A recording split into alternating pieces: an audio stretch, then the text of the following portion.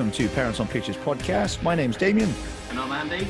And each and every episode, what we do is we take a film from a popular streaming service like Netflix, Amazon Prime, and soon to be Disney Plus, and we watch it and we have a chat about it. We invite you to have a chat about it as well. Join us on Twitch Live, where we'll be streaming each of these episodes, or feel free to catch it on any platform for streaming your podcasts. Or, of course, you can catch us on YouTube, but more about that later. So, Andy, which episode have we decided to full-heartedly go in with our very, very first pod? Well, after some discussion about the things that are going on in the world and the COVID-19 coronavirus, all this, we decided upon a film called Cargo, made in 2017, a Netflix original. A fabulous piece of filmmaking, but I guess it's an exaggerated version of today's events. Sounds about right. Yeah. I mean, for those of you who are here with us, we've literally just gotten off of the the news where we've had yet another announcement about total lockdown here in the United Kingdom. Yeah. But before we go into it, why don't we start, given that's our first one, with saying a little bit more about ourselves, our backgrounds and why it is that we decided to do a podcast, other than the fact that we're stuck at home and we have nothing else to do. Absolutely. Do you want to start? Yeah, no, go for it. Okay, so I'm Andy Mitchell. I have been a media studies teacher now for 10 years. I have recently retired from teaching to take up my own digital media venture. But film is something I'm hugely passionate about, and I think, tried to drum it into students for 10 years, trying to get them to appreciate film and the finer things in film as well, rather than just looking at a film or, the films that are in the cinema all the time, but look further afield, look at foreign films, look at small budget films, British films, or international films, any kind of film, and view it as a piece of art. And I know it sounds particularly cringy when someone says that, oh, it's a piece of art, but really, filmmaking is an art form, and it's amazing. One of the things I used to say all the time, I used to get parents say, why should I let my son or daughter pick media studies? And I would always say to them, well, when we study the media, it's really similar to when we're studying English literature, for instance. But instead of books, we're studying film, or we're studying television, or whatever else, but mostly film. And we're analysing those films in that kind of detail. And that's what I really love about film, is analysing it, looking at how they've framed these bits and pieces. So I think that's what I'm going to bring to the table here, the kind of analytical sense. Certainly when I was watching Cargo, there's so much to talk about in that film. So yeah. Awesome. My name's Damien Harfield, and my background is predominantly in martial arts. I've been teaching martial arts now for 8 years. I've been studying martial arts for 18 years. But I've always used film as a form of escapism. So for me, I suppose I first hit films really hard and got a really big interest in it around my teens, because I used to use it as a coping mechanism for all the change and everything that was going on around my life. And films used to allow me that sense of leaving everything alone and just focusing on something else completely different for a few hours at a time. And I got to grips and I got into film so much through that period of time that it never left me, essentially. And so I suppose in terms of compared to Andy's analytical and very professional kind of view on it, by comparison, I'm going to be giving you a much more emotional kind of standpoint, because I like to approach film from not only what do I get from it from an emotional standpoint, but I also like to look at the types of things that the film is trying to do, which is why when I compare a film to another one, I try to stay away from things like comparing films to something that's absolutely amazing and out of this world. I like to try and compare films to other films in the same genre, because I love films from all different genres, in spite of the fact that things like comedy might get overlooked because, it's not as critically acclaimed, especially when it comes to things like the Oscars and all that stuff. So I'm probably from a much more emotional standpoint. I've been studying film on and off for years, but it's from a more personal background. And I really found that it helped, especially when I was trying to analyze the society around me, because I think that film of any nature, regardless whether it's a comedy or horror or thriller, it's always tells you something about the life and the times that you're in, because it's impossible to create a film, I think, without being influenced by the things around you, regardless of how removed you try to be. So if you look hard enough, there's always something really interesting about film that you might not necessarily get on first glance. And that's, again, I think that's pretty much the case with Cargo as well. Well, Um, just what you were saying there, Damien, I think it's quite interesting because I think that actually most people view films for the same reasons that you said, that sense of escapism. So I think that people are going to be able to relate to the things you're saying, those emotional things you're saying. And also, interestingly, now we'll bring this up in another episode when we study a superhero film, but one of the things I used to teach, I love teaching this, and you're talking about how films represent society and the world we live in. If you look at the superhero genre and you look at the history of when these films were popular, they've had a real kind of peaks and troughs throughout history. And when you look at what's happening at those times in history, there's usually some sort of war or some sort of event that's happening. So Vietnam, for instance, in the States, was a huge reason why superhero films took off. After 9/11, this huge explosion of superhero films, because it's what the nation needs. It's what people need to kind of take their mind off of things and this distraction from reality. And so let's talk about that later on, but an interesting point, I think. Yeah, no, I appreciate that. I absolutely think so. So this episode, we are going into Cargo. Cargo is and I've got some details here. Cargo is a 2017 film, which has been directed by Ben Howling and Yolanda Ramke, and written by Yolanda Ramke. It stars Simone Landers, Martin Freeman, and Marley Jane McPherson Dobbins, and is a film, correct me if I'm wrong, which is centered around the Australian outback, or well, all parts of Australia really. And it's set, I would imagine, because it doesn't give away an awful lot, does it? Which I love about this film. It's set, I can only believe, in the not too distant future, I going think, from things like tech and the clothing and all that jazz. and that's it, because it doesn't seem too dissimilar from our reality that we're living in now. Yeah, That- absolutely.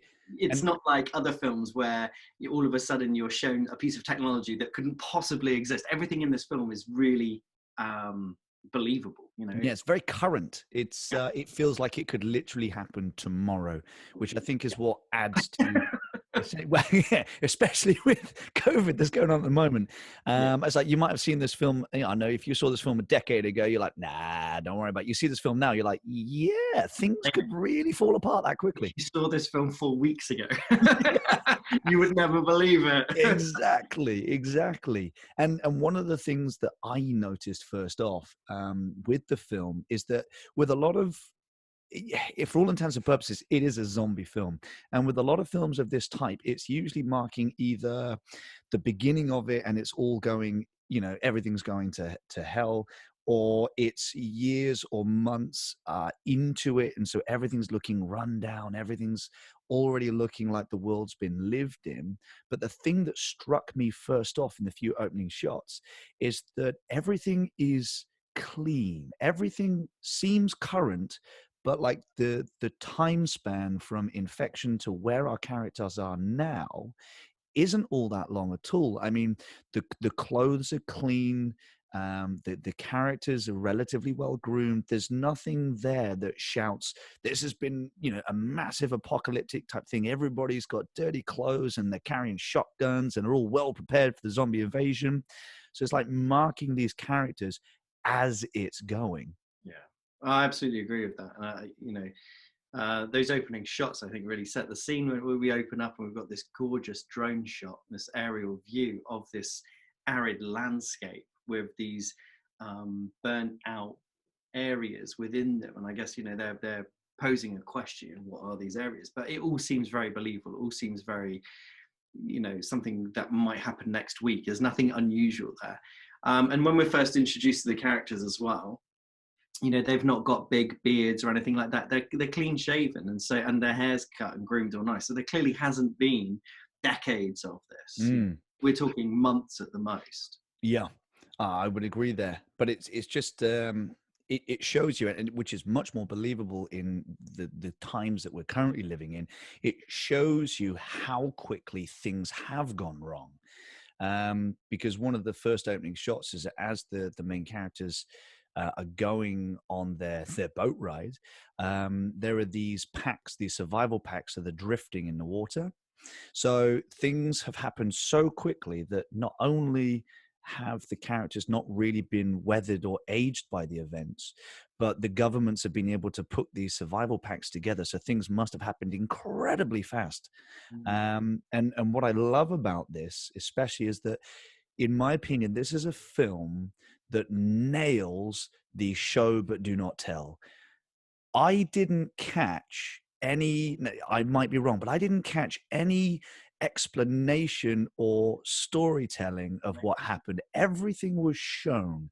And Yeah. the first instance of this for me was when they pick up the survival kit out of the water, which had clearly purposefully been put down the river, because I would imagine that was one of the only ways they had left to get these supplies out to people. And Martin Freeman's character, he opens up the survival kit, and in there instantly is a map of Australia with the infected areas. Absolutely no lip service paid to it whatsoever. It's like, bang, this is the situation you're in. This is how bad it is. They've shown you everything. And I love it when a film does that. Absolutely. They're not pandering to the audience as such, are they? They're not making out that the audience is stupid. Exactly. And it's like a film like this that is set after the initial start of something could so easily just either give you, and we've seen it so many times with the zombie genre, they could give you a monologue of something that's happened or writing on the screen, or they could put, we saw it, like there seemed to have been in the early 2000s, where people really enjoyed putting together like video reports and newspapers and all that jazz, and splice it all together, and boom, there's your explanation. Here we are now. This film doesn't do that. What this film does is it slowly gives you the information by showing you as opposed to telling you. And I thought it was refreshing to see, because so often do people try and catch the audience up by just telling you everything, and then here we go. Absolutely. And one of the things that I don't think, and again, I was looking out for it, but I don't think there's any mention of the word zombie within the actual film itself. Yeah, I think you're absolutely right there. It's not something that they use because, And I again, it's think almost that's a cliche. interesting. It kind of makes it not a zombie film in that sense. It Mm. clearly is. The narrative is that it is a zombie film, but the way they present it to you is so much more mature, so much more interesting than your bog standard zombie film. And by not naming those people who are infected as zombies, I think just makes it much more credible. Yeah, I completely agree. And It's The Returned, the French TV series, The Returned. um, no, I haven't. It's on my to watch list. Okay, so they do a similar thing in that. That's well worth watching.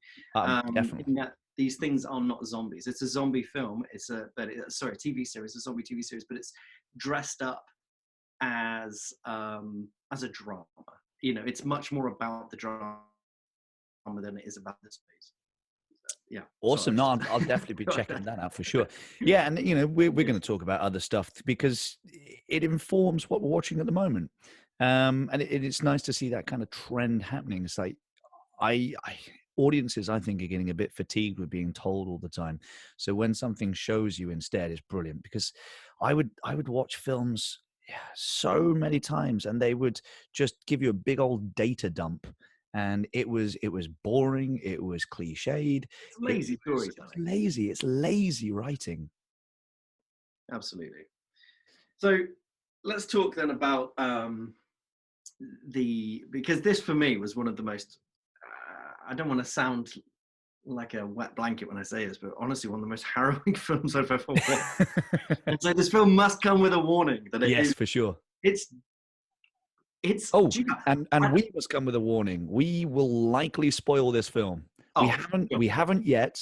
But if you are concerned, yeah, switch off now. But if, yes. like me, you like to watch a film and listen along, go for it. We're about to probably spoil the heck out of it. Oh, for sure. Um, yeah, it's it's an amazing bit of filmmaking, but it's a horrible film. Do you know what I mean when I say that? Yeah. So it it plays with your emotions. It Right. doesn't feel manipulative. And again, you can tell when someone is trying to manipulate you to get a feeling out of you, Mhm. but because it invests time in building the relationship between the characters, Absolutely. when things happen to the characters, you feel that punch I and just, you feel it and hard. you know, we're both dads. Yeah. We have our children. We love our children, and we'll go into that in a little while. But what happens to that family is just heartbreaking. It's horrible, and you know, I'm not ashamed to say that I had a little cry at the end of the film. I And was the same. oh, I was the frankly, same. I will never watch that film again. Full disclosure, I recommended this one and I Yeah, for had sure. seen Yeah. it before. And you know, I'm Um, really glad I watched it. yeah, It was great, and it's something I hadn't heard of. It's really unknown. I love Martin Freeman as well. I think he's such a great actor. Um, but it was just awful. I mean, really hard to watch. It got to probably about an hour in, and I took a break. And I really just wow. took a break and just took a moment, and then went back to it because it was hard work. Yeah. And one of the things, so Blue is the nickname of Martin Freeman's wife. And one of the things that struck me was the fact that Martin Freeman, they come across a derelict yacht, and he goes in there to collect supplies because they're running out of food. And he is able to get in and out safe. Blue doesn't know. He surprises her with a bottle of wine, and he says, "Yeah, no, I went in there. Everything's absolutely safe, no problem." And that was the thing. That's what hit me first off is that when Blue discovers the bottle of wine that he's hidden for her, Yeah, she, excuse me, then wants to do something nice for him. right. And because he said it was safe, she goes into the yacht to see if there's something that she can get for him. Had he told her, she might not have gotten bitten. Oh, But he was she like, wouldn't yeah, have. because he didn't want her to worry about him when he took this risk. Yeah. She took the same risk thinking it was safe. I was like, oh my God, if you just said, then none of this could have happened. And then she gets bitten. And But again, great that, storytelling. really great storytelling because you don't see her getting bitten. No, you don't. No, And that I think is so much more powerful than this zombie bursting through a door and biting her neck. And you don't see that. no, you only see the after You see effect. the consequences. Yeah. Absolutely. And to the point where Martin Freeman's character for a little bit is actually in denial because she didn't see what bit her. He's like, okay, it's going to be okay. It was an animal, etc., etc. It's not until she turns around to him and she's like, no, it had fingers. Mhm. And then he loses it. He's like, he knows what's going to happen.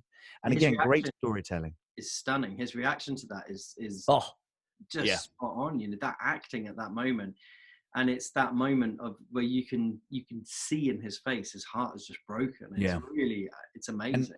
they reinforce that point by Blue goes back to the survival kit that's been, drifting down the river, and there's a little pack in there about, what to do if you get bitten, etc., etc. And then you learn through them talking to each other that they've basically got a 48-hour deadline, which again they have a great little clock. It's like Or a fit.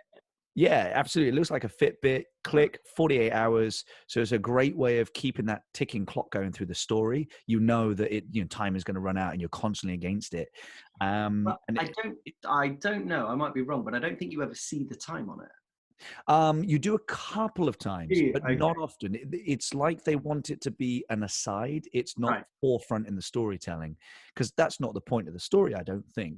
I think the point of the story is what they go through to get to Yeah. the end. Oh, for sure. And Yeah, I was at that point. I was fully expecting it to become an episode of 24 with yeah, a yeah, character exactly. arc on the screen and all of that, and it wasn't. And I was pleasantly surprised by that. It never goes into that, which is awesome. But to reinforce the hopelessness, when you open the survival kit, the one thing that you see is like when you come to the end of your 48 hours, this is what you need to do. There's no cure, there's no medication, nothing like that at all. It's like, no, the government is handing out these little pods Like where state. you spring load, you spring load a Oh, pike, or yeah, yeah. straight into your head. It's like even the government knows there's nothing you can do. There's no cure for this. Once Mhm. you're bitten, you got 48 hours, and that's it. which instantly tells you this is not going to be a race to find a cure or a race to get somewhere safe. It's like, no, Blue's done. In Yeah. 48 hours, Blue's history, and you got to live with that, and you got to deal with that, and that's harrowing for Mhm. storytelling. And part of you at that point, you really want Martin Freeman to just drop her, don't you? You just want to go, no, mate, you've got a baby. Yeah, Don't go there. But like each and every one of us, you wouldn't just drop your partner like that. And so it's really truthful in that sense. I completely agree, and we haven't spoken Yeah. much about little Rosie at all. They've got how old would you say Rosie is? Because I didn't catch the age. She seems Maybe to be like 18 months, maybe 18 months. Yeah. yeah, max. Because she's not It's really not walking walking. properly yet. No. No, it's very young, and Martin Freeman spends most of the film carrying around in um Yeah. I forget what you call them. I don't know. Baby carrier or Baby something. carrier, that's the one. I should know. My wife used to be a baby carrier expert. She used to coach people on how to use them properly. Oh, really? Yeah. Um, so yeah, I mean, so we've always got this little child, and it's it's putting the point. It's like these parents are trying to support each other and survive, but they're doing everything that they can to obviously make sure that their daughter survives. And initially, Blue is the very well, you've got to do X, Y, and Z. And Martin Freeman's character, whose name escapes me, he's a little bit more emotional with his decision making, and you get the sense that if it wasn't for Blue, he would probably have unraveled a long time ago, Right. and Yeah. we're about to lose that character, so we're about to lose our sense of security. Eh, His name's Andy. Thank you. There you So go. It's the Andy. name's Andy. I just looked it up. And weirdly, I can see lots of myself within him in the dynamic between him and Blue and the baby Rose and all that. Because like I rely on my wife for stuff like that all the time. She holds me together. And so if she was to just disappear like that, Jesus, God knows what would happen. Yeah, you and me both. Flipping heck. I might run a business, but I'll tell you what, Lauren's the one who keeps it together. Right. Isn't that? I don't know if that can't be right for all men, can it? But I think that our partners, our wives, they're the ones who kind of holding this all together. And so I really felt some empathy with him at that point. Losing his rock. That was a big thing for me. I really Yeah. felt that. And it feels like that. Yes, they've got a young child, but this relationship, given that how they interact with each other, how nice they are with each other, the fact they've got nicknames for each other, and the things that they instinctively do for each other, it feels like they've been at least partners, if not married, for years and years. So it feels like a relationship with history, which is difficult. I mean, how many times do you see people who are supposed to be partners or romantic interests on screen and they have zero chemistry? You don't believe that there's a history there, but these two, you really do. You're absolutely right. It's brilliant acting on both sides there. In fact, I don't think there was anybody in the film at all who wasn't, and in my opinion, an exceptional actor. The performances are amazing. We'll come on to it in a moment, but I've forgotten her name. Where are we? Simone Landers, Hmm. young actress, phenomenal. But we'll come on to that in a moment. Yeah.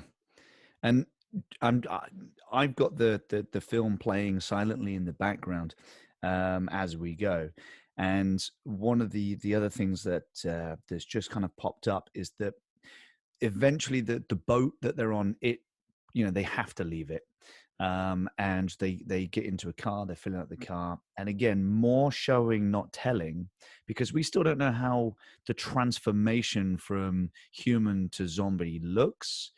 And they're sat in the car. Martin Freeman is filling up the car because it's empty, and Blue puts her hand in something, sort of like a resin, very sticky, and the fear on her face when she sees that is like, to the audience, as far as we're concerned, okay, it's a bit of gunk, whatever. But you start to understand very quickly that this is a byproduct of something that's happening around them, and you believe that fear when you see it. Yeah, no, I absolutely agree. It looked like golden syrup or something like That that. was it. Yeah, a little of that. Just yeah, absolutely. And then from that moment in the car, that's when we're first really introduced to these so-called zombies. So at that point, there's a moment shortly after this happens where we see one in the distance coming towards the car. Um, and that's when you first start seeing it. And the zombies, they do have some of the zombie traits that you see from other films, that kind of the staggered walking, the stiff bodies, those sorts of things. But it just feels a bit more human. Yeah. And I think you're absolutely right there. It's difficult to explain. It's like, yes, there are threats, but at the same time, it doesn't feel like a disposable villain of the film. It's like zombies are zombies. You cut their head off, you do whatever you have to, you get rid of them. This film doesn't treat them in that way. Yes, there's some killing of the zombies, but it doesn't feel like the only thing they're invested in is the gore factor and, hey, it's humans versus zombies. Right. And there's that beautiful moment at the end, which I'm going to go to now, but just highlights this really well, where Toomey, the Aboriginal girl, she sprays the perfume in front of the zombie's face. Mm. And you can see in that moment the zombies. We'll come to it in the end in a bit more Yeah. detail. No, And then, you're right. but It's it made it feel human, and you just in that moment you realize that this thing is actually or was a human, and that they haven't shed their human skin for zombie skin. It's the same body, and it's clearly something else. it's like they've got memories of their past, and you can bring that out in them if you've got the right stimulus or stimuli. Right. um, and yeah, I think at the end with the perfume, because the perfume is something that's used. It's blues perfume. Martin Freeman, he uses it to comfort Rosie, because it's the only thing that reminds Rosie of mum. Obviously, young children, babies, are very tuned in to sounds and to smells, and it smells of blue and it comforts her. And then at the end, it's used to do the same thing again, which is just a brilliant way of showing that they were human once. Absolutely. So we are shortly after this, we're introduced to Toomey, an Aboriginal girl. Phenomenal performance. And she is wandering the landscape.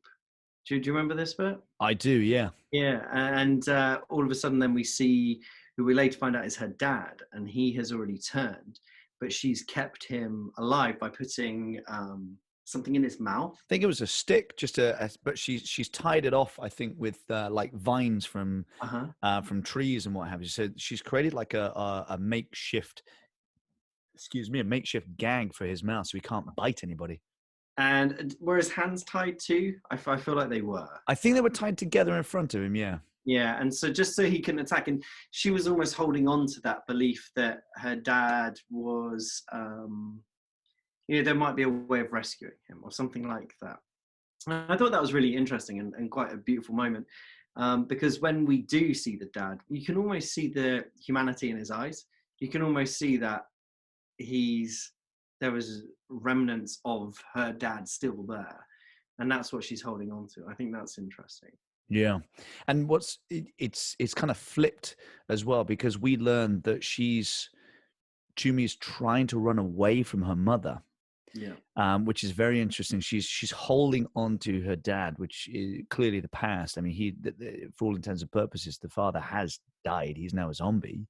But instead of electing to live with her mother and the tribe, who, as we learn, are actually doing incredibly well for themselves because they've adapted, or they've adopted the old ways, and they're living in the outback.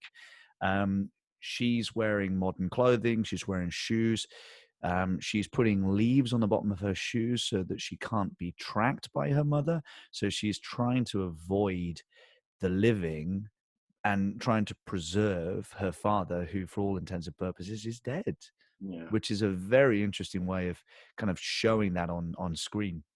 Yeah, I thought the use of costume there was quite good too. Like you kind of touched on it there, that she wears quite modern clothes, but there's the Aboriginal feel, the Aboriginal face paint. There is the older chap from the um, Aboriginal group, Mm. and he is dressed as you would expect from the Aboriginal kind of stereotype that we see in films. But the others aren't. There's one of them who's wearing a basketball vest, and it's been dirtied and what have you. But it just adds that, reality that they're almost like refugees in their own land. Yeah, and that kind of it drew me in a little bit actually because I found it quite odd. But again, that's just me from my perspective. I found it quite odd to see these people behaving in that way, but wearing almost modern clothing. But I think it was it was a good way of showing the fact that even though some of these younger generations had been drawn into modern living, the older way of living hadn't died at all. No. And one of the things that, and again, we're going to have to eventually skip to the end, but one of the things that I'll cover at the end is about the loss of culture and what it inevitably means for some of the characters in the way that this film wraps up. I I wanted more of that from the film, that loss Mm, of culture, and a film is only finite long, and this, that, and the other. But I felt like there was some room to explore that in a bit more detail, especially with Toomey and kind of her background. I wanted to know more about her, where she came from, and all of that. I felt like that might have made it a bit more human, and I felt like there were opportunities to do that as well. When her and Martin Freeman were talking, there was opportunities for that to happen, and I don't think it happened enough. no, it certainly feels that way. It could have been the fact that I mean, a film like this, it doesn't feel like it would have been given much time or budget, so they may not have had the time or budget. But at the same time, it also feels like the directors took every opportunity to not use dialogue as a form of telling story, and so it might have gone against what they were attempting to do in the first place. I mean, it would have opened up a very long dialogue, which this film doesn't have in almost any place. I mean, it shows a tremendous amount. Uh, yeah, like you said, the use of dialogue isn't that extensive. Um, when it is used, though, I think it's quite carefully used, and I still feel like there was room for that within that carefully used dialogue. I'm just going to go to the bit where, and I don't know his name, but they come across the man and his partner, and that Yeah. there was quite a lot of dialogue in that part, and I feel like, again, we could have found out a bit more about them. The enigma of not knowing about them, I guess, it creates that story. It makes you want to know more, but I really felt like there was room to find out a bit more. Yeah, I mean, you certainly could have found out a little bit more about how everybody got to this situation. So Martin Freeman comes across a character who's stuck. He helps him escape, and that character takes him to where he's currently living with somebody who he introduces. Does he introduce him as his wife or partner? I can't remember. You certainly assume that. Yeah, and you find out later that that is rubbish. Now, I agree that it would have been a great opportunity to find out a little bit more. But for me, that character, that guy who was your, I suppose, your villain beyond the zombies, that was actually one of the weakest parts of the film for me, because Yeah. I felt that it started to go into stereotypes of what you would expect from this type of film, and I didn't appreciate that at all. So you watch I'm a Celebrity, Get Me Out of Here. Very rarely, very rarely. Good shout. Cool. But there's this guy, I don't know what they call him, but he runs the shack. And when the celebrities win these points, they can go and trade them in for nice stuff in the shack. Okay, yeah. Right, that guy from the film reminds me of the guy from I'm a Celebrity. It's really uh, stereotypical outback Australian. Yeah. And I felt like yeah, you are right. We fell into those stereotypes. It was weak in terms of what is a very, very good and well structured and well thought through film. Those stereotypes were lazy. Yeah, and I think that was purposeful though, because I would imagine a film like this, because you don't have time and budget, everything that is on screen is everything that is decided to have been important. And when you get back to it, that character, as hokey and as stereotypical as it might have been, it did drive the story further. Oh, It yeah. showed you the difference I felt between the society that is supposed to be modern. Everybody's looking out for themselves. He's only interested in creating profit after this resolved, after the situation is resolved, and they're always looking for, how do I make my next buck? And I thought that's why that character was there. It was to draw a comparison between the society that Martin Freeman is used to, living in, Yeah. and the Aboriginal society. They weren't looking to deal with everything after the fact. They were adapting to see how it is the best way to survive Yeah. during this situation, because they understood that this was never going to resolve. It was never going to go back to how it was. So even though I felt that that character was stereotypical, it drew a great comparison between the two societies living in Australia. Yeah, no, I get that. I can see that. I still stand by the fact that lazy stereotypes, but Oh yeah. perhaps there's a reason for it. And I think that moment, that character in that bit, although yes, it's there to drive the narrative, I think that in what was otherwise a really quite exceptional film in every way, you could see this is um, an early film for the director. Mm, I think that really came across in that part there. yeah, but Mm. incredibly well put together early film. Oh, with that, yeah, for sure. I mean, As it's I amazing. say, if you've not guessed already, I think both. We don't talk about these films before we come on here, I which was has so, actually been quite difficult. I was so tempted to call you up and tell you how much I hated you for making me watch it. Now we try our best not to talk about them before, but I think obviously you get, we both really enjoyed this. As harrowing and difficult a watch as this was, Mm. um, I personally really enjoyed this film. And yeah, when I got to the end, it crushed me. Don't get me wrong. The first time I watched it, I was like, my God, this is a hard film, but I'm glad I watched it. Yeah, for me, it's up there with Schindler's List. Amazing bit of filmmaking. I'll never Mm. watch it again. Yeah, exactly. No, Yeah. I'll probably. I mean, again, I've seen this film 3 times, but the first time I watched it was when it first came onto Netflix, and the last 2 times I watched it was for this podcast. Right. Okay. Had I not been reviewing it on this pod, I probably would never have seen this film again. It was a good shot, Um, really good shot in terms of, when we were looking for a film that was reflective of what's happening in the world today. I really think this is great. And one of the things when I was looking at, so afterwards I looked into it loads, so I was really interested. The poster, mm, the advertising slogan is "The future is fragile." Um, and I just think that sums up everything where we're at the minute. Future absolutely. is I mean, fragile.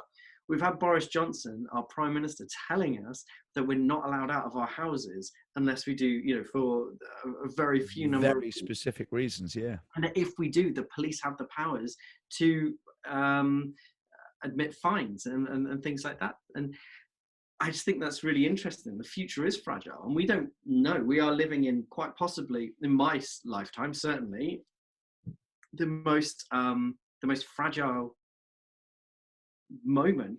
I don't know what's going to happen tomorrow. I don't know what's going to happen next week, next month. I don't know. And I think that this film, every character in there, it feels exactly like that. Yeah. Martin Freeman does not know what's going to happen tomorrow. He doesn't know he doesn't know what to expect and what's going to come to him, or what's going to happen to his daughter, or what's going to happen to Toomey or any of his characters. He doesn't have that information. Absolutely. I would say, even when they give you a ticking clock and it's 48 hours, and it's like, okay, cool. So this character's got 48 hours to live. It's like, no, no, no. The film pulls the rug from under you because they swerve off the road, they crash, and Blue's done. Yeah. She's killed there and then. She doesn't get her 48 hours. She never gets to say goodbye to her child. It's like, even though she's faced with this situation, you've no idea. And it's Blue that bites Martin Freeman, Andy, Yeah. and then it's like, oh, now he's on 48 hours. It's like, well, we just saw one character disappear before their time. It's the same going to happen to Andy. No, I know. It's part of me was quite glad when they had the car crash. Yeah, I kind of get what you mean there. I was just like, you know, because you see a big stick coming out of her, don't you? Yeah, she's impaled by a branch or something. You know, interestingly, interesting to me, not to anyone else in the world, but I'm going to tell you anyway. Years ago, I was driving to work and I crashed my car on the way, Oof. and a big stick came through the windscreen and went into the No. passenger seat, exactly like it did in the film. Right, went into the passenger seat. I've told the story 100 times to students, and every time they go, "Yeah, right, that's bullshit, that's rubbish." Totally true, right? Came through the windscreen into the car, and if I'd had a passenger, they would have been impaled, much like Blue was at that point, Jeez. straight through. Yeah. I did not know that. Flipping heck. But it's interesting, isn't it? Because it does just take her out the storyline straight away. Yeah. It's like, bosh, done. Yeah, she's done. It's like, nope, gone. And it kind of it doesn't so an act like that in a film would normally relieve tension Yeah. because okay, the person who's going to be turned into a zombie is gone, their history. So Mhm. you get a bit of a breather. Absolutely not with this film. This film is relentless. Yeah. It's like Martin Freeman loses consciousness, and when he comes round, Blue is a zombie, and he has two choices. He can try and exit the car, or he goes for Rosie. And he goes for Rosie. And when he goes for Rosie, Blue bites him. And then he manages to get out of the car with Rosie nice and safe. He has to put Rosie on the ground, walk over to the car, and a massive release of emotion where he just simply just screams. I Yeah. was like, how do you respond in that situation? You're in the middle of nowhere. Your wife has passed. You're about to turn into a zombie, and you have a very young child who's no hope of fending for herself. And this is where the film really starts to get me because I'm like, I've got two kids myself who could never live without me, in that situation. I mean, today's a little different. Someone would take over, Right. either social But services, in what the have you. But Australian outback. oh, yeah, in the Australian outback, no chance of Yeah. survival. Yeah. Absolutely. Absolutely. One thing I just want to bring up is completely unrelated to what we've been talking about, but really I thought was quite good. So when I saw that Martin Freeman was in this film, I was fully expecting him to have an Australian accent. I was fully expecting him to be Australian because the whole production is Australian, all Yep. the other characters are Australian, everything about this film is Australian apart from him. And I thought, oh, right, here we go, we're going to hear Martin Freeman. But he wasn't, he was English. And I think that was such a smart move. And I wonder if he had always been in production when they were writing this, if he was Australian when they'd written it. I don't know. Mm. Or if they'd gone, oh, do you know what, actually, it would be better if he was British. I don't know. There was something about that, though, that for me made it a bit more real. I think it would have been a bit too much fantasy for me if he had had an Australian accent. I agree. I mean, this is back in 2017. So Martin Freeman was just kind of coming onto the scene in a big way. Now, don't get me wrong, the man's been around for years and From he's that great awesome. scene in, oh, Love Actually. Is it Love Oh, Actually? yeah, yeah. Well, he's He's, in that, I think. yeah, Yeah, yeah, yeah, yeah. he's the porn star at the beginning. Yeah, it's brilliant. He's having sex with the girl from Gavin Yeah, and that's right. That's right. Steve. And it's like going to the office for him, It's like, Of so course. how was your day? Yeah, as Yeah, he's of course. walking back and forth. Talking about going to the office, he was in the office. Yes, he was. Yeah, and Yeah. Is that where my God, it was awesome. he started in the office? I don't know if that's where he started, but that's where he started being noticed. And obviously, he shot to fame with The Hobbit because that was massive production. So I Yeah. think at this point in time, Martin Freeman was just coming onto the scene. So he wasn't even all that massive at this No, point. no. Um, although I'm trying to think, 2017. Had he done Sherlock? I think Sherlock had been done, but I think Sherlock started 2016, but I might be wrong there. I'm But, better on film than TV. But but I again, wonder, that's awesome. in terms of international, though, I mean, because this is ultimately an international film, Yeah. produced in Australia. The Australian film industry is very small, so it's going to be international. It's a Netflix original, so we know, it's got millions of subscribers worldwide. So this is going to put him front and center in terms of being a film star. And so we've seen him do television, loads of television. He's amazing, but now he's doing film. And in a big way, he's a lead in a film rather than Yes. a small character. He's a lead in a film, and so Yeah, I think, he's shot straight to leading man, which is very impressive. and that sets him up, though, doesn't it? It's such a well-suited role for him. I completely agree, and I agree with you in the sense that it would have been far too easy simply just to have, trying to play about with an Australian accent. Yeah. But I think it adds to the fact that he's out of his depth. Now we don't know how long he's been living in Australia, so he could actually be quite accustomed to living in that environment. We don't know that. We know is that he's on a boat and he wants to stay on the boat. He wants to see that boat take him as far as it will take him. So this is a character that is used to playing it safe. But when Blue is eliminated and he is against the clock, he can't play it safe. He has to do anything he can in a short space of time to see to the survival of his daughter. You certainly And get the impression that he's someone who's grown up and lived 99% of his life in the suburbs. yeah, that's exactly the impression you get. And he doesn't know who to trust and the right decisions to make, because you see him try and do it twice. He thinks about giving his daughter to a nurse that they meet at what turns out to be the world's smallest medical facility, because it's just an X on a map. Yeah. But he can't do that, because as lovely as that character is, and she is lovely, but Hmm. your heart breaks. She's recovering from cancer. She has no hope of surviving because there's no medical care for them now. So Yeah, I that's not a forgot about that. long-term That was a plan. really Oh, that was quite a tough bit to watch too, actually. yeah, She was very such a hard. lovely lady. You just, I, because I actually thought that he was going to take her with him, Yeah, but she wasn't well enough. She wasn't fit no. enough. That couldn't have happened. And there's no way that she would have been able to raise Andy's daughter, because her lifespan wouldn't have been long enough. So that wasn't a safe bet. And then when you come across the supposed couple, but you later find out that he was a guy who worked on I think it was the same oil rig as the Something like woman's husband, and he just left him there, and then basically took this woman for his own. He tries to leave his daughter there and commit suicide before he turns. But again, that was a bad call, because it's the situation is not what it seems. So he's so desperate to find a place for his daughter to survive, that he's making almost incredibly bad calls.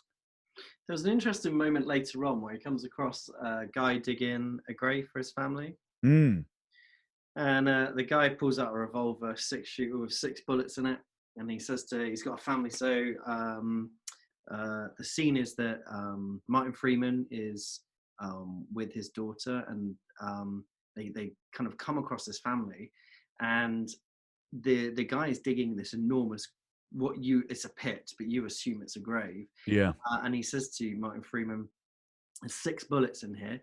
I'm going to use 4 of them. You need to use the other 2 afterwards."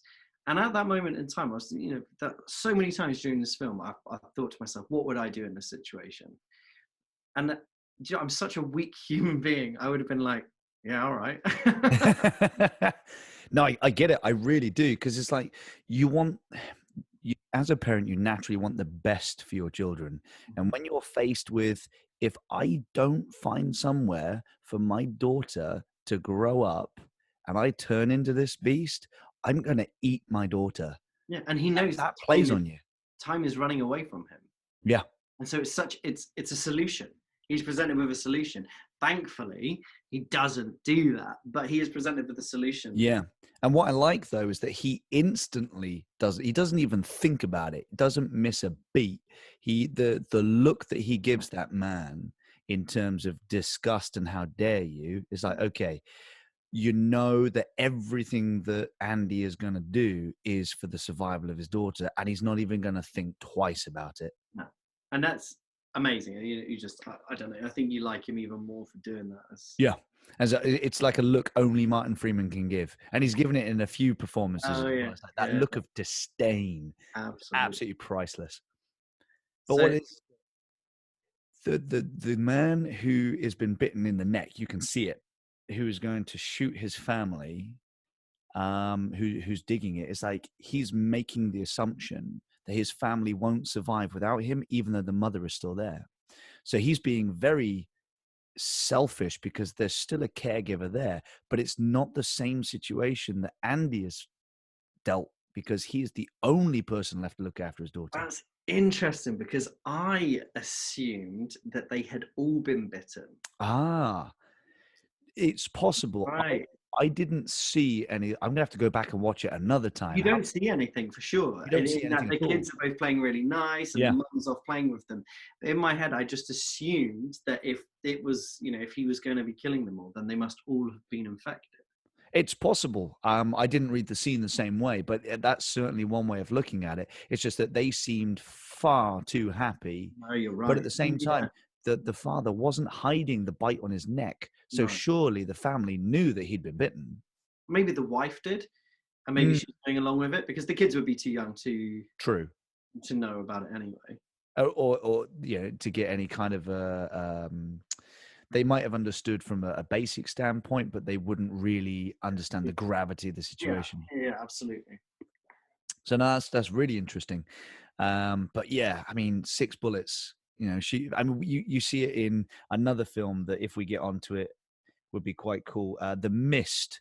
Have you seen The Mist? Yep. The film, not the TV series. Yes. Yeah, is that it's a similar thing situation there. It's like, Yeah, damn, how do you do something like that? absolutely. But Um, yeah, and he went back to find that family because we saw them at the beginning when they're on their yes. boat. He went back to them to see if he could leave his daughter with them. I mean, he's just so in need of finding someone, and um, the three situations that he's presented with that fail are from modern society. Yeah. The ex-teacher, now a nurse who's not going to recover from cancer. Yeah. The oil rig worker who is not who he says he is, and is only in for the profit of it once everything's blown over. And the family who has given up hope, and would sooner shoot his daughter because they're infected. And skipping forward a little bit, the only option that he's left with is to find Toomey's family Do and we know how have old them Toomey is? raise her. How old? I'd say Toomey was probably maybe somewhere between 10 and 12. I was thinking about 12. I Yeah. think she seems that kind of maturity, but I'm not sure. She's quite small Yes, she is a small 12-year-old.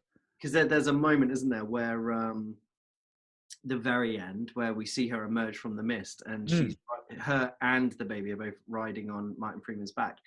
And so for me, I just figured that she must be like really young. Yes, quite light in frame. Uh-huh. But she has a maturity about her that suggests that she's older than the frame that she looks, because she could easily pass for someone who's maybe 8, Yeah. because she's very small, but at the same time she has a maturity and an understanding about the situation that's going on. But it could just be the fact that because the situation is so dire, she's been forced to grow up fast. Yeah, She has perhaps. no choice, because Uh, we see her locked up as bait by the man who is trying to pose with the woman as husband and wife. yeah. Uh, and that's an interesting scene, I think, where we see them locked up and he's putting the blood around the cages and stuff. I thought that was a really interesting scene. Where it had kind of remnants of Saw, of that kind of, Yeah. the real kind of horror. That was a proper horror moment there. And this impending doom that was coming their way and never did, was thankfully. Yeah, Um, especially when Martin Freeman gets locked up in the cage as well, and they have to come up with an escape plan. yeah. And That was quite unfortunately, good. yeah, it was. It It's was. quite genius. Yeah, I like But that. I think you've hit the nail on the head. Saw, yeah, absolutely. It kind of gives that feeling to it, doesn't it? Have you ever seen Hostel? Oh yeah, 1, 2, and 3. Yeah, It wouldn't be out of place from one of those films. yeah. But That without scene, not the film, no, just no, that. the tension, but because there's very little gore in this film when you consider what it's tackling. Yeah, that's one of the beauties of it, though, is it not? Yeah, you It, don't need to show all that. It you doesn't see add anything. crusty eyes and crusty noses and stuff like that, which is a bit grim to look at, but it's not the gnashing at necks and stuff like that. You don't see any of that. Yeah, the gore is not foreign. It's not the showy point of this at all. No, They're no, so invested in the storytelling that yeah, it almost doesn't matter because you still get the effective horror and the emotional sort of impact from the film without showing all of that. You don't yeah, need yeah. to. No, I love that. I thought it was really smart, really good. Absolutely. Um, we're gonna have to do it. We're gonna have to get to the end. Um, my God, this is where, and you've already said that you had a few tears. My God, I was crying by the end of this the first time I watched it. With all due respect, I'm just glad that the first time wasn't the time that we were doing for this podcast because I'm not sure I could have come on here and talked about it because it was tough. It is tough, and it's really interesting because it's a mix of emotions. Because you're happy that there is a solution of sorts. You're upset because Martin Freeman has now turned.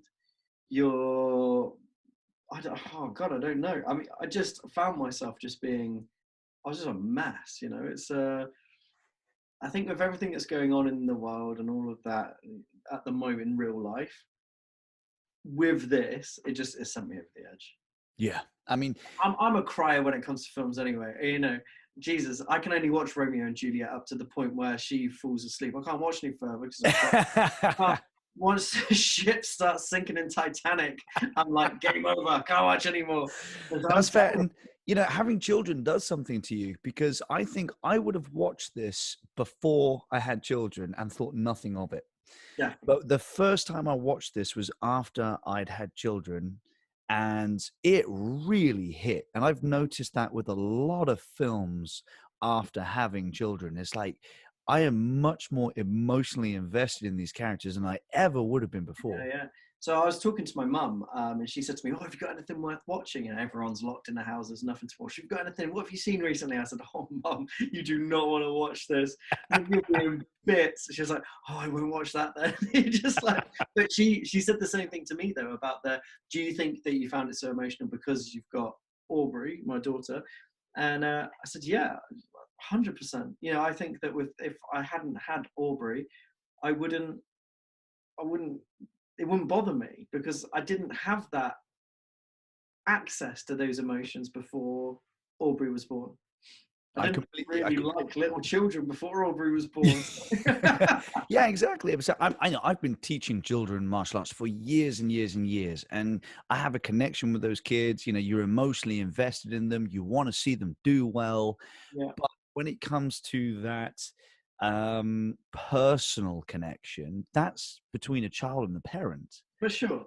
100%. Absolutely. So, it was naive of me to think that, oh, yeah, because I've been teaching kids, is that I knew what parents were thinking. Absolutely not. It No, wasn't that I had my own kids. I was like, oh my yeah. God, what would I do to ensure the survival of Uh-huh. my child, knowing that I was going to be gone in 48 hours? So there's one of my favorite expressions. When I was working out in Colorado, I had a friend called, so I have a friend called Tim, and he said that he used this expression that he would lay down in traffic for someone.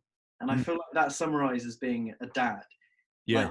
you would do anything for your kids. You would literally lay down in traffic for them, And and you wouldn't even think twice about it. no, and this is what you see Andy doing in the film. It's like he is doing everything he knows how to do. And inevitably, it comes down to the fact that he has to get Rosie, I think it is, to this Aboriginal family because they're Yeah, the only ones in this whole situation who are thriving. yeah. They have adopted their old ways of how to live in the outback, I'm and not sure it's thriving. I'd say it's they're surviving. surviving. Yeah, you're right there. They're surviving, but they're doing. In fact, one of the characters, I forget who it is. I think it's the nurse, but one of the characters, because she has links with the family. She gives Martin Freeman's character, a photo of Toomey and her father and the family. She said Yeah, they're doing an awful lot better than we are, yeah, and so he kind of understands that because all the other situations he's come across have been failures, he has to get his daughter to yeah, two family. It's the only way she's going to have a chance of surviving. yeah. And so Toomey, Andy, and Rosie set off, but because Andy is nearing his end, the way that they get to Toomey's family is unreal. Yeah. I mean, to have the strength in you as a as a father to be able to do that is, I just, no way. I'm like, wow. Yeah, they do a really good job because so in the film, you get to the end and Toomey's family are Aboriginals. They're dressed as in kind of traditional face paint and warrior kind of gear, and they're walking away, and all of a sudden they hear a whistle, and they hear it a few times. They turn around, and then emerging from this smoke, this dust, you see the silhouette of Martin Freeman with Toomey and Rosie on his back, and he's got a pole out in front of him with a bloody rag on the front that's kind of guiding him, much kind of like Carrot leading the It's gold, got, I think it's animal entrails, or it might be human entrails. Yeah. and leading him forward, and she's kind of just directing him. And then he puts a guard in his mouth as Yeah, well. so from the survival kit, I'm guessing that they had a contingency if you didn't want to put the pike in your skull. Is there's a like a gum shield so that you can't bite anyone, and cable ties, I think it is, to Yeah, tie right. your hands together. And so Toomey is on Martin Freeman's back with a stick with entrails on the end, guiding Martin Freeman, who's got a gum shield in his mouth so he can't bite. His Mhm. hands are tethered together so he can't claw. Yeah. And he's carrying Toomey and Rosie to Toomey's family. But it's just amazing because Toomey's family's initial kind of reaction to that is to kill him. Yeah. The leader picks up his spear, goes to launch it into Martin Freeman once Rosie and Toomey are off his back, and she puts her hand out, doesn't she? She stopped Yeah. the spear goes to her hand like that, and she stops it, Yeah. and they she kind of, again, like you said earlier, all the storytelling is done visually. There's no dialogue here whatsoever. She shakes her head, she pulls out Blue's perfume, sprays it, and this is the moment I was talking about earlier, and I think Mm. for me just the most beautiful moment of the whole film, and I was in bits at this point anyway, but this for me was just stunning because all of a sudden this monster, Martin Freeman has turned into a zombie, and then all of a sudden he's not. He's Yeah, stopped. they managed. I don't know how they've done it, but you're right. They've managed to humanize a zombie. Yeah, well, I think it's the close. They were the close up on his face there, and so all of a sudden he's like twitching and doing this, and then that just calms him down. The And he perfume. almost, yeah, the perfume. Sorry, yeah, and you can see those that in his, for what's left of facial expression, you can see that that's just calmed him down. Yeah. And once he's calm, then Toomey gives the nod, and you don't see it though. You don't No, see. they never show you his demise. Again, I think it's a beautiful thing because it would have been so easy to do that. For what is, what potentially could have been a gore fest, isn't. Oh yeah, easy. And things that are low budget usually rely on gore because it's the easiest thing to do for them. Yeah, but actually, the imagination of it, I think, using your imagination is so much more powerful. I completely agree. And for me, the thing that brought me to tears was just before Andy turned into a zombie. Um, he is saying goodbye to Toomey and he's saying goodbye to Rosie. He knows he Oh, is never going to see his daughter again, but and then, he is going to be the vehicle that takes them to safety. And he buries his yeah, head in the sand because you find out through the film that they need they need darkness to complete the transformation, or at least we assume because they never tell you anything specific. You just see a lot of people with their head buried in the sand, and when they and come you out, see they're them they're digging fully frantic. fledged. So good. And but it's survival through necessity. It's like he knows that this is what has to happen because you can't stop it. So what is the best thing that he can do? He says goodbye to his daughter, which I don't know how you find the strength for that. And he carries them to safety. And that was the bit that had me in tears, is that when he was saying goodbye and then when he emerges through that smoke. But then the most beautiful moment of it all, where they've got the little baby, little Rosie, the Aboriginal family, and they lift up her top, and he's with the clay markings that Tumi's got on her face. He's written "thank you" on the baby's tummy.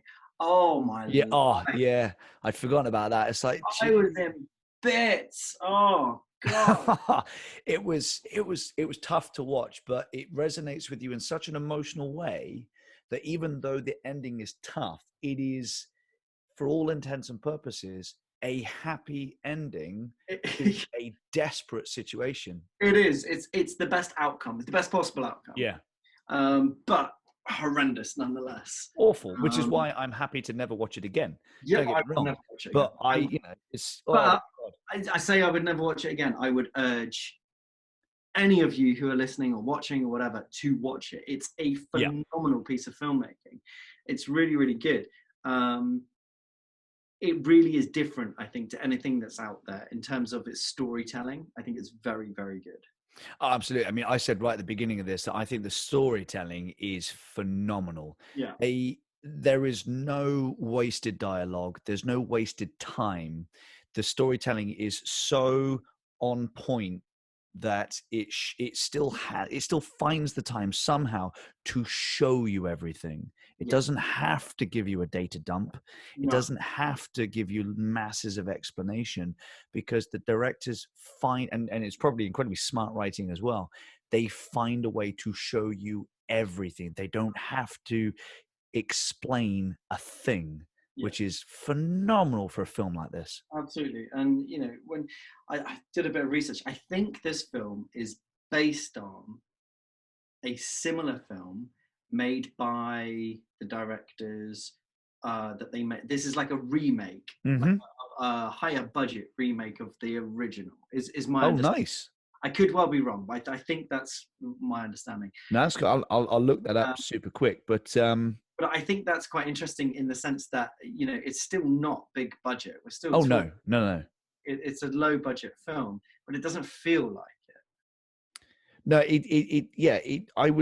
I would agree with that. Actually, I couldn't really add too much. It does feel like it was on a short time to Yeah. film it and a low budget, but Yeah. at no point does it feel like a low budget film. So you can tell through production values on certain films that, yeah, they had no budget, but because this is all done, I would assume most of it anyway is done in the actual environment that they're Yeah. supposed to be in. It's in the outback, is in Australia. Right. They've been able to conserve the budget that they do have and make it feel like a really high budget production. It does feel like that. I think a lot of it is to do with the cinematography. You know, there's quite a lot of use of drone shots throughout it. You know, and they're cheap, they're nice. You know, drones have made aerial photography affordable. And those initial shots that we see of that landscape, it's amazing. They're That's really awesome. gorgeous. And so I don't know who the cinematographer is. Let's have a quick look, but um, does a really good job. Where are we? Jeffrey Simpson. Um, did have a quick look. So there's nothing on there that I have heard of in terms of his filmography there. Um, No, I can't. He doesn't come to mind for me. But that's awesome, don't you think? Because to find somebody who is, well, completely unheard of, I don't know but if to he's completely, recognize his skill. we say he's completely unheard of. I don't think he is in that sense. I think he's actually pretty well heard of. I just think perhaps we haven't heard of Stuff that many we've of not his heard of. See, these are the types of things that in the future we will iron out, because you know, films. I couldn't even bring up his name. So there you go. Yeah, lots of Australian stuff, but it kind Yeah. of like, you know, some pretty big budget stuff there. And so I See, think, here we go. So Cargo is a 2017 Australian film. And the film stars, blah, blah, blah. Okay, so Cargo is a remake of Ramke and Howling's 2013 short film of the same name. there you go. So they Yeah. made a short film in 2013 that must have gotten somebody's eye, and they were able to make a feature-length version of that short film. Yeah, and oh, I just, I can see how this was a short film, but I can also see how this is a feature film. It works both ways. Oh, absolutely. I mean, see, sometimes you expand on a short film. It's like, nah, it should have just stayed a short film. Whereas I'm like, this was brilliant. Another film do you know no, District District 9? 13. No, Yeah, District yeah. 9. By District Neil Blomkamp. Neil Blomkamp, yeah. That Um, film is, well, we might cover it, but whatever. That film is outstanding. Outstanding, absolutely amazing. But that is based on a short film he made, something like Alive in Joburg, which is on Yes, I YouTube, remember that. right? So you can look it up on YouTube, and it's fun. When you think, you watch Alive in Joburg, and you just think this guy is an amateur filmmaker. Oh, he's not amateur. This guy is seriously talented. But Yeah, that short film is what got him noticed, so that he could make District 9. And District yeah. 9 is a masterpiece. It's awesome. It's phenomenal. And And funnily so enough, oh, sorry, carry on. Sorry. I was just going to say, there is something in that, isn't there? They're making these short films get noticed and then developing them into these hugely successful films. Absolutely. And with the critical and commercial failure of Neil Blomkamp's most recent films, What was that? so he's done Elysium, which was critically panned, It was and amazing. this is not my opinion. This is Hollywood. I love that So film. he did Elysium and he did Chappie, Chappie. and yes, Chappie was How about a robot? yeah, about a robot. Okay. It's almost like Short Circuit on steroids. So yeah, he did Elysium and he did Chappie, and he got to the point where his films were critically panned and they weren't making money, so he got put in director's jail. To get out of director's jail, he's gone back, he's created his own studio, I think it's Oat Studios, and he's released a whole string of short films on YouTube for free to get back into making big films again, Right. So I'm because going to have to he check was some of these basically out, banned from it. because I think that sci-fi is where he's I best. love sci-fi. I See, mean, had they been able to, because he was supposed to make an alien film, and that film I want to see. oh Like, wow, one of the yeah. reasons that Sigourney Weaver is in one of his Oat production films on YouTube for free is because they were talking about making an alien film in between Alien 2 and Alien 3. So Alien 3 basically never happened. Uh-huh. And I'm like, that's a film I want to see. Yeah, But they wouldn't let him. They for some reason, it didn't happen. It's all about the money, isn't it? It's Hollywood. Well, yeah. And then he was rumored to be on for RoboCop, the remake, which I think would have been much better than what we got. Jesus, did you see that film? Yes, I did. Yeah, and I like the main actor who was in Altered Carbon. Yeah, I know the guy. I forget his name off the top of my head, but anyway, I like that actor. He's good, but RoboCop was not. Even Gary Oldman couldn't save it. Jeez, I hated that film. That was so bad. It was not. Anyway, off on a tangent. Yeah, I mean, we could shoot the breeze about films literally all day long. Absolutely. But yeah, I mean, I don't have too much more to say about it, in all honesty. The one last thing I want to say, because I alluded to it earlier, was a point about culture when it came to the end. Right. Something for me that was not harrowing. Harrowing is the wrong word. Something for me that was quite sad was the fact that Rosie is going to grow up in a culture that she initially was never supposed to belong to, had life continued as normal. Right. And for me, it was like the complete elimination and deletion from history of where she came from, because her mother's dead, her father's dead, and Chumi, I would imagine at her age, would have a limited understanding of the culture that they grow up in. And so again, it was that dichotomy between the culture that she was supposed to live in and the culture that she's going to grow up in, the one that's going to keep her alive. And there was something fundamentally sad about that. It was almost like wiping out an entire species, which we've seen in actual human history before. Is that not, though, a comment on the eradication of the Aboriginal culture within Australia? Absolutely, 100%. Because I'm fully aware of what I'm not been happening for years and years and years, and I agree. Not at all, but that is, it speaks volumes, doesn't it? You know, that flipping the table on it there. Oh yeah, no, it's Quite, quite extremely effective.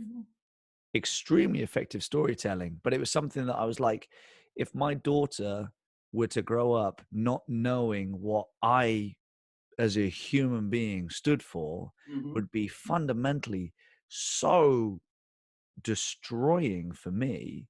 But Yeah. this is what that culture has been going through for Mm. decades. Yeah. Well, So I yeah. completely agree. Yeah. No, a very interesting point. Absolutely. Uh, Right. Okay. So this is our very first one. be So kind. I propose live that this is how we rate it. Now, feel free to contradict me because we're going to be finding our way as we go. I don't like comparing a film outside of its genre to another film because I don't think they're comparable. Okay. So what I would say is we simply give a recommend or a not recommend, but we only compare it to things inside its genre. Because there's no point in comparing this to something like Ferris Bueller's Day Out because it's not comparable, you know. Gotcha. So I don't like out of 10 because I think it's very reductive. Yeah. Yeah. So I'm like, simply, would you recommend this? Wouldn't you recommend it? And a little explanation as to why. Do you want to go first or shall I? No, go for it. I've sprung it on you, so why Yeah. not? I would highly recommend this film. I think it is an exceptional piece of filmmaking. I think that if you are looking at, if you are somebody who's interested in making films, it demonstrates the importance of storytelling over action. And you know, big budget action kind of sequences. I think it's a phenomenal piece of storytelling. It is dark, it's harrowing, but it's refreshing in terms of the genre, in that zombie genre. So yeah, 100% recommend. You? Awesome. Yeah. So in terms of again, compared to other stories inside the zombie genre, I think that this offers something incredibly different to what is out there already because it got to a point where zombie genre was almost completely played out and we'd seen a lot of fatigue Yeah, because it used to be very cheap to make a zombie genre. Then you got very expensive productions right the way through up to World War Z, which again I enjoy, but it's expensive, and it's really nice to see something like this stripped back and focus purely on the storytelling. I personally cannot praise this film enough for showing, not telling. I hate it when a film tells you everything. I think it's lazy, and I think that it can be done much, much better through showing the audience. I don't like it when a film assumes stupidity in the audience and therefore feels that it has to explain. You don't have to. There's nothing wrong whatsoever with showing an audience and allowing them to make their own judgments on the situation and what's going on. I think the storytelling is phenomenal. I think what they've done in terms of the cinematography for the budget that they would have had was awesome. I mean, it's a beautiful looking film, and not once does the film feel cheap. So they've done an incredibly good job there. And compared to other zombie genres out there, it's not going to be the gore fest that you're looking for because they don't focus on that. It's about the characters. I 100% recommend this. yeah. Some people, IMDb and Metacritic, they've given it like 6 out of 10, 6.5 out of Really? 10. This, and I'm not going to go into numbers because I don't like it, because again, it's reductive, but I think this film is, in recent history, one of the best zombie films out there Oh, because it oh, focuses on the characters and the story, and the zombies are almost completely secondary to what's going on screen. Awesome. I think we both really enjoyed it. absolutely. Yeah, that was good. I mean, really enjoyed is strong. I enjoyed it. Yeah, Fair, yeah. you know. Like I said, it is harrowing, it is tough, but it's definitely worth it. Oh, I probably won't watch it again. I've seen it 3 times now. I probably won't see it a fourth, but it's I'll most definitely never worth see it. it again. It's no. It's certainly worth the first watch though, because it's one of those films where like, yeah, that's really well put together. Definitely, Okay, so closing statements. Andy, if anybody wants to find out more about where you are, Twitter, Facebook, all that jazz, Absolutely. So, where can they find Parents on Pictures podcast? yeah, so parents on Pictures, you can find us on Instagram. Parents on Pictures, sorry. You can find us on Facebook. You can find us on Twitter. Hit us up, let us know what you think, and again, maybe send some suggestions our way. Send something we haven't seen. Something we're playing with at the moment. Again, we're new to this, so we're playing with a lot of it. Is we're thinking that on a monthly schedule, either soon or in the future, we will do 3 films that we decide between us, and then the 4th one will be like a viewers or subscribers pick. So we'll keep picking. Obviously, coming up soon, we've got Disney Plus. Is that released tomorrow? Tomorrow, yeah. Tomorrow, yeah. So we'll have that beautiful catalog. Day up in the bar watching Disney. Yeah, that's my day tomorrow. You know what I'm looking forward to? Black Hole. Do you remember that? No. No, nobody does. It was basically Disney's attempt to capitalize on Star Wars, and it bombed hard. Okay. You loved it. Oh, I loved it. It scared me for weeks as a kid. It was released in the 80s, and I found it, because it was more along the horror route as opposed to which is why I think it didn't do very well. Scared the heck out of me. But anyway, yeah, so I'm looking forward to some of that. Obviously, my daughter and my son, probably not so much. Yeah, I think you're going to end up watching Robin Hood or something. Yeah, and when it is released, Frozen 2. Oh, for sure. On repeat. Oh, but we got The Mandalorian to look forward to. I don't know what that is. Star Wars. No. Yeah, okay, so this is the first and final episode. I once went to a conference at the BFI in London, and we were having a conversation over dinner. It must have been about 15 of us around the table. And this guy said something about Star Wars. And I said, I'm not really a fan of Star Wars. And you would have thought I said I hated his mum or something around the table. And look, the people gave me around that table. I think a little bit of history. My wife and Andy have been friends since, as my wife says, practically birth. Yeah. My wife is the biggest Star Wars fan you will ever meet. So how these two are still friends, I will never know. Who knows? But yeah, I mean, hey, I'll give it another go.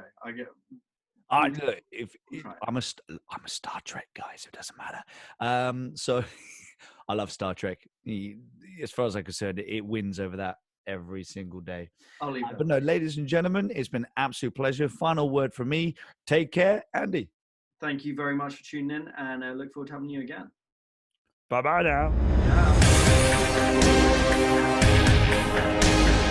Ciao.